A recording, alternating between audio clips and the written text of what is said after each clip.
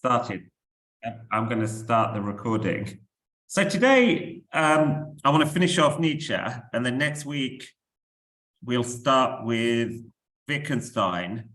I guess because we haven't got much time, maybe I'll just skip the little Russell stuff. Maybe I'll just say a little bit at the beginning, but we'll just jump straight into the Tractatus. And I think in some weird way, both Wittgenstein and Nietzsche are sort of weird post-Schopenhauerians. I think in terms of their influences, both Nietzsche and Wittgenstein were sort of deeply affected by Schopenhauer. Okay, so last class, I sort of focused on section 1 of essay 3 and section 28. And I sort of suggested that the whole of essay 3 can be thought of as a sort of commentary on the first section, with the culmination at the end in section 28. And in section 28, you kind of get a repeat of what happens at the end of section 1.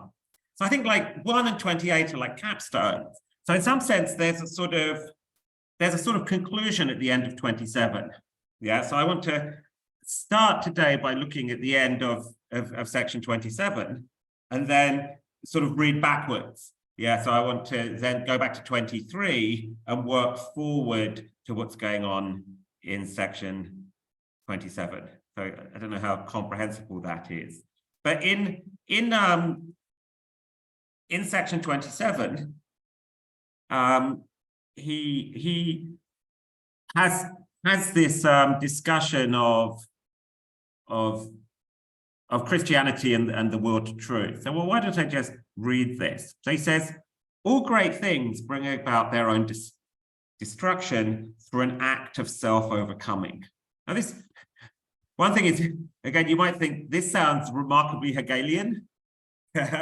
You know, like you've got things contain negations within themselves, they're pregnant with some sort of future. Nietzsche tends to avoid teleology, but this does seem quite teleological in an almost Hegelian sense. And he says, thus the law of life will have it, the law of the necessity of self-overcoming in the nature of life, the lawgiver himself eventually receives the call to submit to the law that you yourself propose. So I take it the sort of thought is that these sort of that life involves interpretation, something like laying down laws, that the lawgiver never lives up to. And insofar as they live up to their own law, they sort of destroy themselves. This is the sort of idea. And so the example he gives of this is of Christianity. So he thinks that Christianity as a dogma was destroyed by its own morality. And I take it, and I want to look back, and we're going to look back and kind of try and see what he means by this. But I take it that yeah, any thoughts by what he means by Christianity as dogma was destroyed by its own morality? No?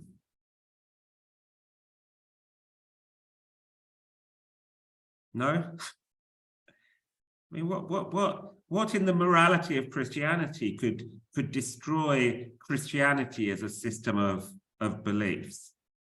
I mean, I don't think there's an obvious right answer here, but I think if you look back to where this occurs, that in section 23, up until now, he's really been concentrating on the scientist and the philosopher.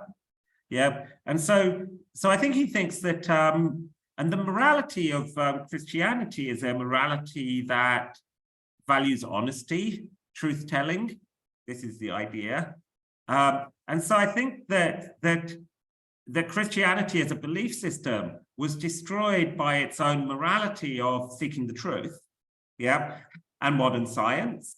So modern science has its roots, Nietzsche thinks, in Christianity and in this sort of commitment to the ideal of truth. Yeah, but this commitment to the ideal of truth has sort of destroyed Christianity as a dogma. Yeah, but he says in the same way, Christianity as morality must now perish too. Yeah, and he says we stand on the threshold of this event. He says, after Christian truthfulness has drawn one inference after another, so I think here, that I think he's making it clear that the sort of the part of Christian morality that he's referring to is this kind of ideal of truth. It must end by drawing its most striking inference, its inference against itself. This will happen, however, when it poses the question, what is the meaning of all will to truth?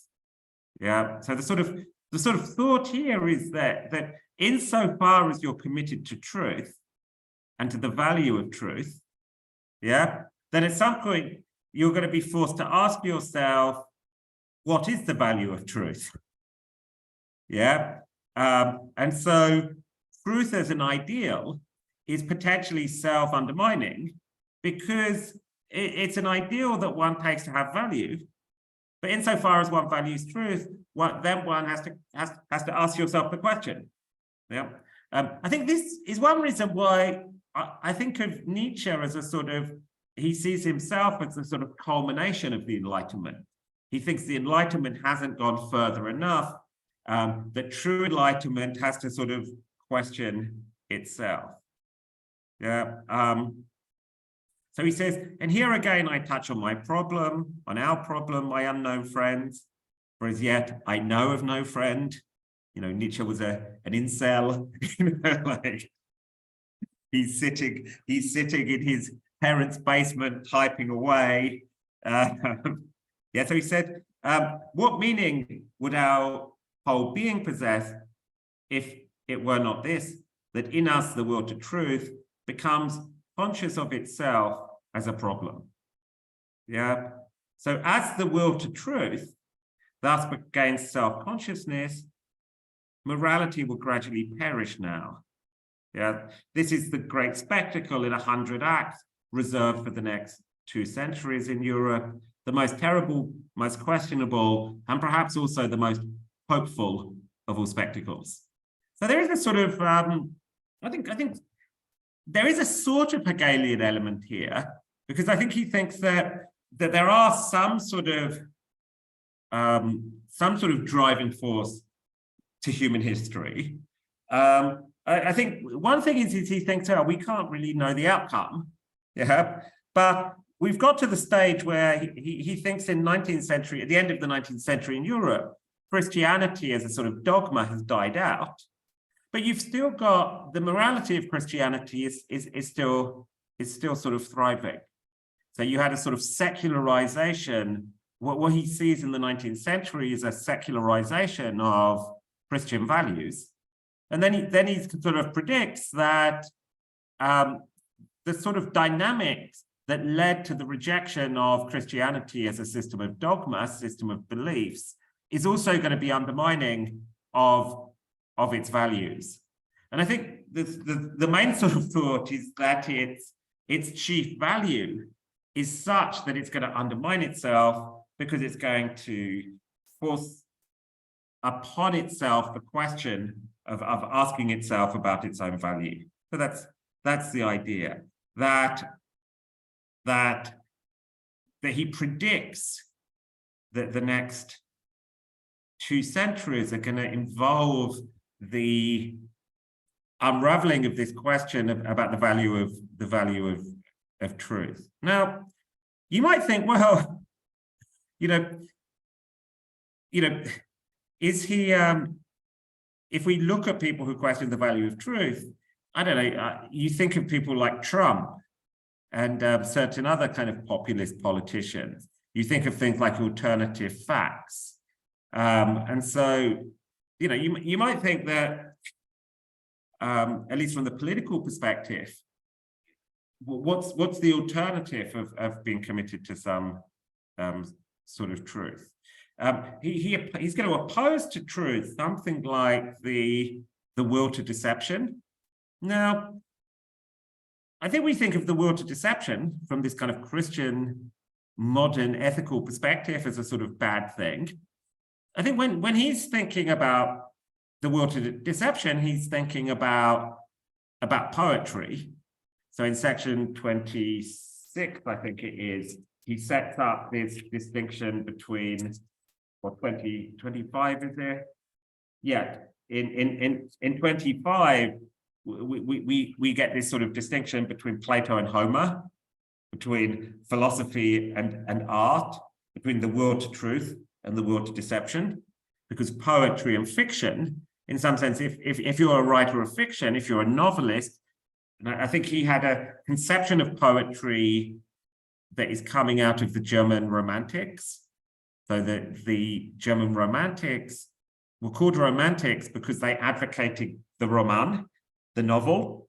Yeah, so they thought that the highest form of poetry was something like the novel, and they took the novel, the Romantics, rather than looking for beauty or the sublime, they thought that the highest form of aesthetic value was the interesting.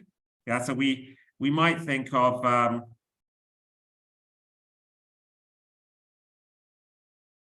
yeah, so Bashak, yeah, so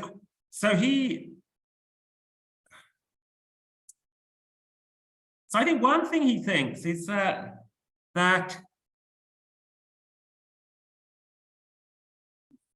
caring about truth, yeah, and placing truth above all, I think he thinks that this turns out to be sort of harmful. Yeah, so you know, that there are illusions that make life worth living. Yeah, and you might think that that the truth is that sort of life is meaningless. Yeah, and so you know, that what we have to do is we have to sort of create meanings, and these sort of meanings we create are sort of fictions, but insofar as we make truth our highest value, it's gonna undermine the way in which we give meaning to our life. I take it he thinks that the ideal of truth has sort of pushed against the idea of interpretation. Yeah, and so I talked about poetry as involving the will to deception, but you might think that all interpretation, in some sense, that the real defender of the will to truth wants a science. Hold on, there's a little monster. Oh, Sorry, his hands are there. he just came in from a walk, and I didn't lock my door, and he's learned to. Hello. Say hello. I was playing with all the sand and mud. Say hello. Oh, I welcome. You want to be there, you kids. I can do to say hello. Yeah.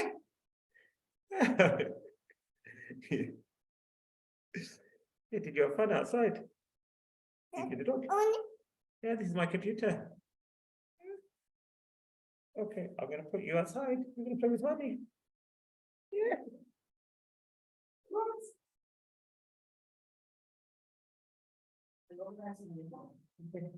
Oh. Sorry about that. Yeah, so I think he thinks that that kind of the will to truth taken to its extreme denies the value of interpretation. Yeah, and I think yeah, let's have a look. Okay, so this is, I think, take it, the sort of little conclusion to the previous 5 or 6 sections, and I think beginning in number 23.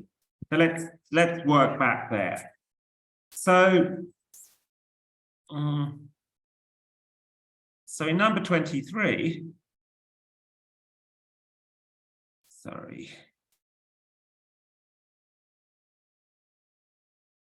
Yeah, so so in number 23, he talks about yeah,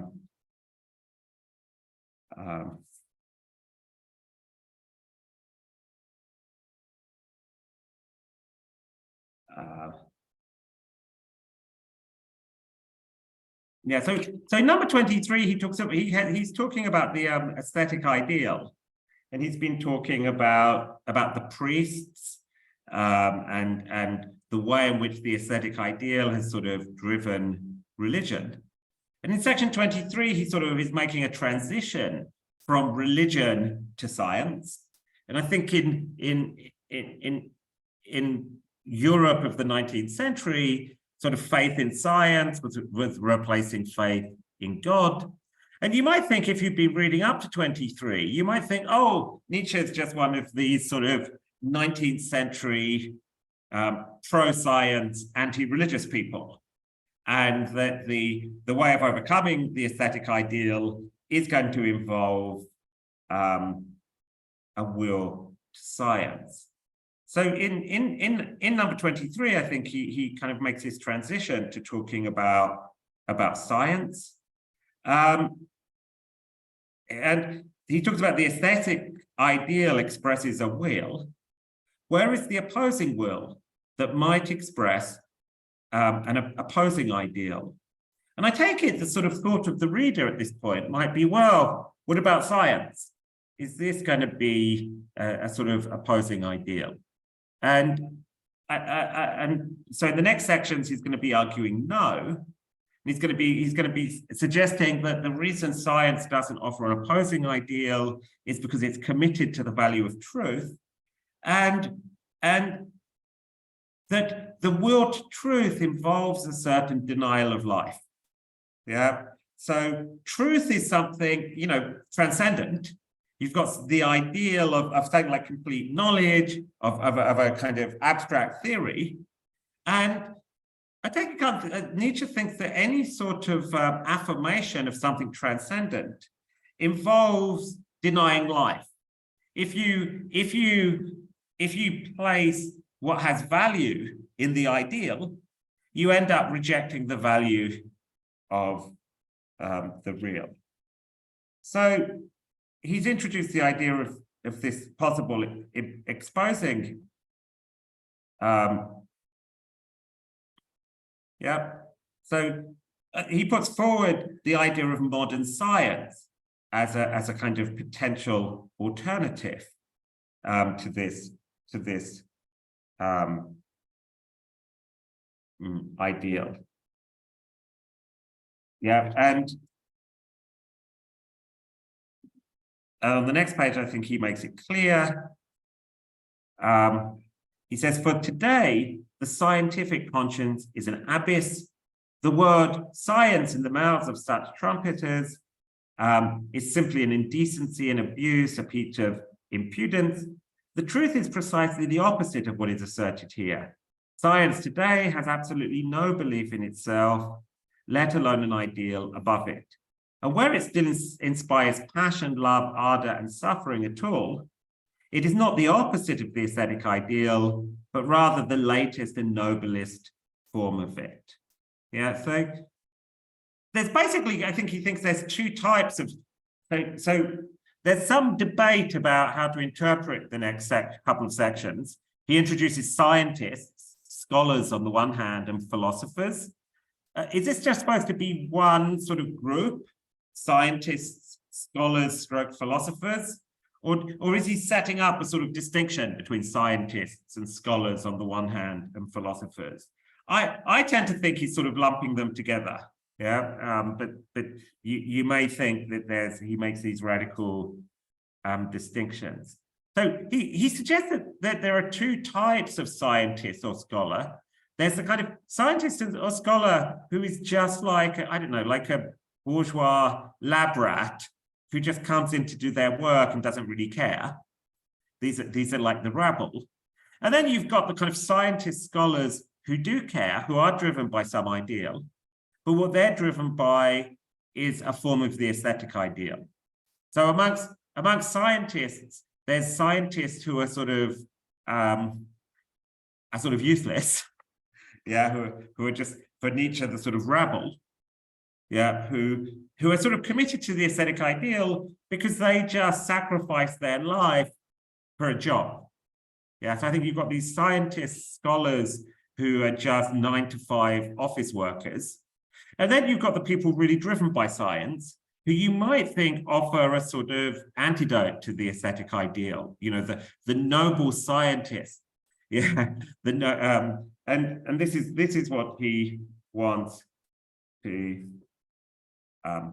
suggest. So he thinks about scientists. He says, you know, there are plenty of modest and worthy laborers amongst scholars who are happy in their little nooks.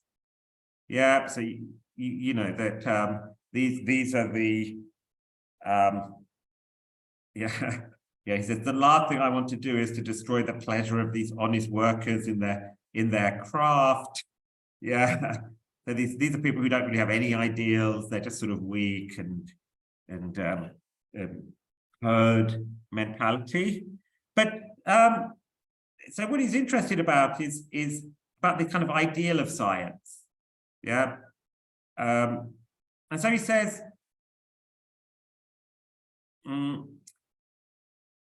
but that one works rigorously in the sciences, and that these are contented workers does not prove that science as a whole possesses a goal. Okay, so these are the kind of lab workers. In the next section, he then, I think, starts talking about the sort of the idealists amongst the philosophers and the scientists. And these are people, I think, who kind of present themselves as sort of opponents of the aesthetic ideal. Yeah, that he talks about we men of knowledge.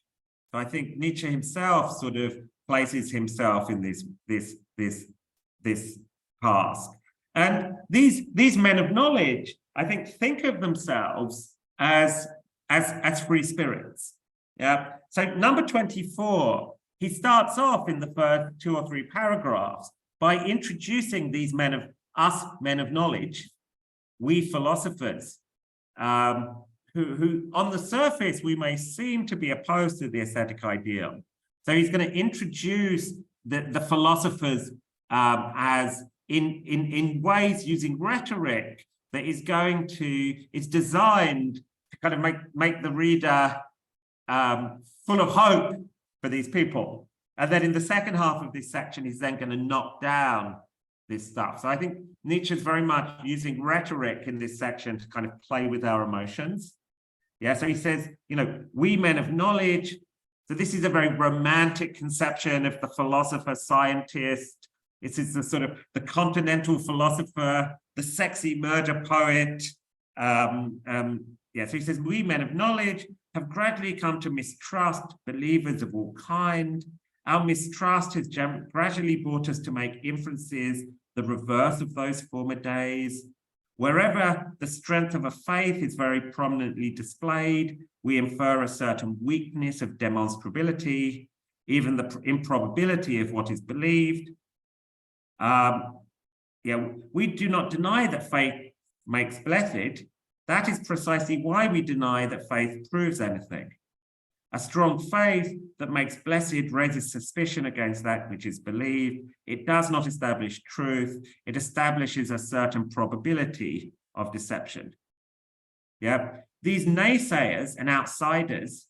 So this is okay. Let me skip the page.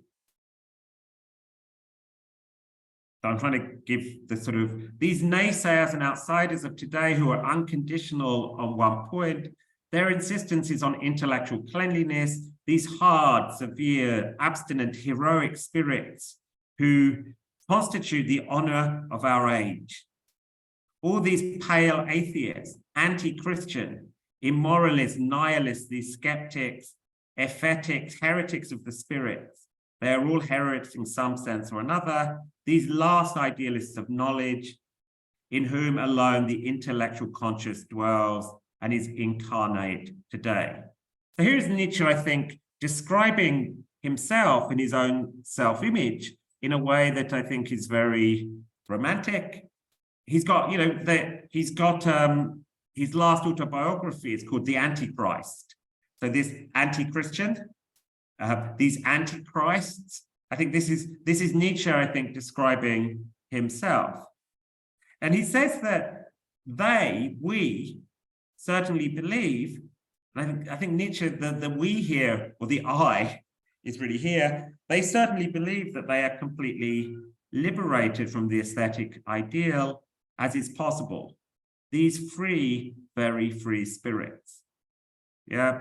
And yet to disclose to them what they themselves cannot see, for they are too close to themselves. So these free spirits can't see themselves because they're too close to themselves, but this ideal is precisely their ideal too. They themselves embody it today, and perhaps they alone. Yeah, so it's these free spirits who embody the ideal of Christianity, the ideal of self-denial, that I take it that the sort of thought is that the herd don't have any ideals at all. Yeah, yeah, these sort of office workers of academia. But they themselves embody it today, and perhaps they alone. They themselves are its most spiritualized product, its most advanced frontline troops and scouts. Yeah. If I've guessed any riddles, I wish that this proposition might show they are far from being free spirits, but they still have faith in truth. Now, so we've got these people at the end of the 19th century who have turned against Christianity, who see themselves as sort of free spirits. And I think this is how Nietzsche, I think, sees himself. So Nietzsche, this is sort of a sort of Nietzschean self-critique. And why Nietzsche sort of suggests that the sort of philosophy of the future cannot come from him, because he himself is sort of too filled with this aesthetic ideal, because he's sort of filled with this idea of the world to truth. Now, maybe you think,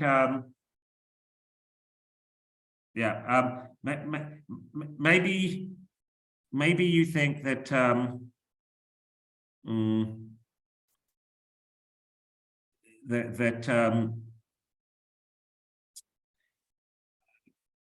Nietzsche himself sees himself as going beyond this. So he has, the gay science is a sort of call for sort of, the gay science is another word for poetry, and it's a call for kind of somehow uniting the artist and the scholar. You might think of Thus Spoke Zarathustra. It's a weird sort of poem, novel philosophy, which in some sense Nietzsche, I think, is trying to go beyond philosophy as a discipline that is just driven by the will to truth. But I think there is a sort of self-critique in here. Nietzsche feels himself as being too much tied to the will to truth. He has a little quote from Dostoevsky in the next paragraph, or a little riff on Dostoevsky, that if nothing is true, everything is permitted. And so real freedom, in some sense, involves somehow getting beyond the ideal of truth. So I think one sort of question that you might ask is, when he's talking about this will to truth, how does he understand truth? And, there's a sort of postmodernist reading of Nietzsche that thinks that, he's just against any concern with truth, that there's no such thing as truth with a small t. Their claims, or there are interpretations, that there's all claims are on the same sort of level. Everything's rhetoric. I don't think we have to go that way. So I think that you could have a more limited account of what Nietzsche is attacking here, which is the idea of something like a final completed science, like the ideal of a complete system of truth. which leaves room for being able to kind of call people out for bullshit. And I think that Nietzsche kind of does want that. Anyway,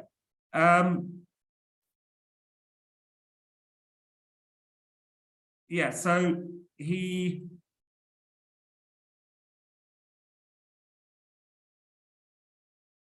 in the next paragraphs, he wants to he attacks this idea of the world to truth. Yeah, he says you've got these people who see themselves as free spirits. Sorry, there's too many footnotes here, so yeah, nothing is more foreign to these men who are unconditional about one thing, these so-called free spirits, than freedom and liberation in this sense. Yeah, in no respect are they more rigidly bound. It is precisely in their faith in truth that they are more rigid and unconditional than anyone. I know all this from too close up, perhaps. So kind of Nietzsche, I think, sees himself as being too much driven by this will to truth. I take it that am I having problems with my connection? No? Okay. So he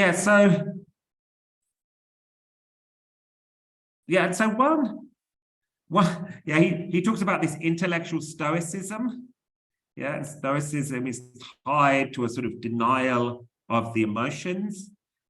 He talks about this sort of ideal, that French scholarship is now trying to establish a sort of moral superiority over German scholarship in terms of the general renunciation of all interpretation. Yeah, so we've got this appeal to Stoicism with the idea of a sort of denial of the emotions, the denial of affects. And I think this is tied to this sort of renunciation of interpretation. Yeah, and so remember there was this passage on perspectivism we talked about a couple of weeks ago, which we have this ideal of truth that is from a sort of will-less perspective.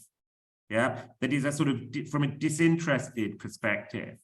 And I think Nietzsche's idea is that all sort of judgment involves interpretation, and it involves not disinterested interpretation, but sort of interpretation that comes from a certain perspective, including a sort of affective perspective. And this is, I think, what this ideal rejects. It wants to renounce all interpretation because it wants to have a sort of will-less, disembodied perspective, the perspective of something like a sort of transcendental subject that doesn't have a body. Whereas Nietzsche, I think, thinks that all truth with a small t is perspectival, embodied, and in some sense interested. But I think that doesn't mean that we can't make a distinction between stuff that is just bullshit and stuff that is somehow illuminated. Yeah, so you've got this ideal of a kind of an ideal of truth. And this renunciation of all interpretation, he said, all of this expresses, broadly speaking, as much aesthetic virtue as any denial of sensuality. It is at bottom only a particular mode of this denial.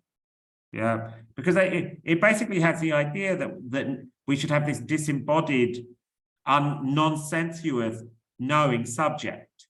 And so I think Nietzsche's got the idea that we want to, he's got the kind of embodied, sensualized, affective type of knowing.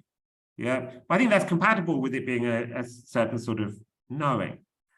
That which constrains these men, however, this unconditional will to truth, is faith in the aesthetic ideal itself. Yeah, it's a faith in a metaphysical value, the absolute value of truth. Yeah, sanctioned and guaranteed by this ideal alone. Yeah, It's got this ideal of truth has the idea of a sort of presuppositionless knowing, of a disembodied, perspectiveless type of knowing. But he says, strictly speaking, there is no such thing as science without presuppositions. He says, a philosophy, a faith, some sort of commitment, some sort of interest must always be there first of all, so that science can acquire from it a direction, a meaning, a limit, a method, a right to exist. So I take it that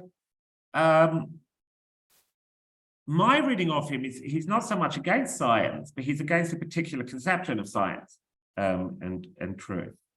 And once again, I think he's against this sort of metaphysical idea of truth that's tied together with the idea of something like a disembodied knower, a transcendental knower. So he says, the truthful man, in the audacious and ultimate sense presupposed by the faith in science, thereby affirms another world than that of life, nature, and history. And insofar as he affirms this other world, does this not mean that he has to deny its antithesis, this world, our world? It is still a metaphysical faith that underlies our faith in science. And we men of knowledge of today, we godless men and anti-metaphysicians, we too still derive our flame from the fire ignited by a faith millennia old. The Christian faith, which was also Plato's, that God is truth, that truth is divine. But what if this belief is becoming more and more unbelievable, if nothing turns out to be divine any longer, unless it be error, blindness, lies? So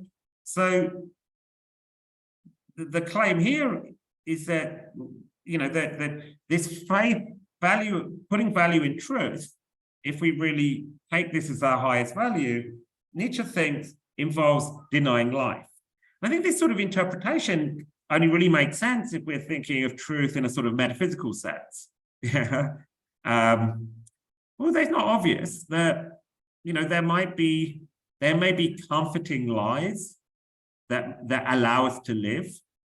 So we've got this metaphysical side of things, but we might want to think in terms of, is it better to be deceived and happy or undeceived and miserable? Is Nietzsche kind of red pill, blue pill? Is Nietzsche a red pill guy or a blue pill guy? Oops. Sorry, I'm having, so he thinks that if we reject Christianity and the idea of a transcendent God, then science itself henceforth requires justification, which is not to say that there is any justification. The aesthetic ideal has hitherto dominated all philosophy because truth was posited as being, as God, as the highest course of appeal, because truth was not permitted to be a problem at all. Is this permitted? Understood? For the moment, faith in God, in the God of the aesthetic ideal, is denied, a new problem arises, that of the value of truth. The will to truth requires a critique. The value of truth must, for once, be experimentally called into question. And I think he thinks that if you're committed to the value of truth, then, if you're committed to the ideal of truth, then in some sense, the ideal of truth itself demands that the value of truth is called into question. And so in some sense, that if we're going to be critical, once again, there's this sort of Kantian overtone here, the will to truth requires a critique. It's not that Kant, Kant just didn't go far enough. Yeah, because his critique of purism was too limited. Yeah, the will to truth itself requires a critique. So this is the kind of big question, I think, of the final part in number 24. Number 25 then kind of returns to the idea of an opposing ideal. Yeah, so we started in section 23 with the look for an opposing ideal. And there was a suggestion that the opposing ideal might be the ideal of science or the ideal of philosophy. And now we had this idea of no, philosophy is committed to the world of truth, so that science can't be the opposing ideal. And so here, he then appeals to art. Art, to say it in advance, for I shall someday return to this subject at greater length. Art in which precisely the lie is sanctified and the will to deception has good conscience, is much more fundamentally opposed to the aesthetic ideal than is science. This was instinctively sensed by Plato, the greatest enemy of art Europe has ever yet produced. So at the end of the Republic, Plato says he would ban the poets from the ideal republic. I think it's a bit ironic because I think Plato was one of the great artists. His dialogues are really great literature, great poetry. I don't know especially if you've read the Phaedrus, the Symposium. So he says Plato versus Homer, that is the genuine antagonism. They're the sincerest advocate of the beyond, Plato, who advocates that what we should affirm is that which is beyond the realm of becoming. The greatest slanderer of life, here the instinctive deifier, the golden nature. So Plato, Plato sets up this separation between being and becoming, and then says that we have to that what has value is being, and so he denies the value of the world of appearances, the world of becoming. Whereas Homer, it's all about the play of appearances. It's all about these sort of surface features. So to place himself in the service of the aesthetic ideal, and I think here this is another dig at Wagner, he's returning back to section 2. To place himself in the service of the aesthetic ideal is therefore the most distinctive corruption of an artist. So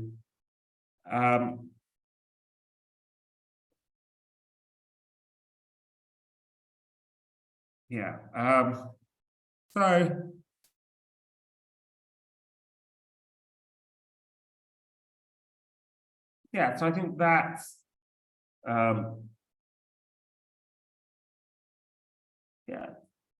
any sort of thoughts, because we could move on, but I think I said what I wanted to say today. Any thoughts, questions about Nietzsche?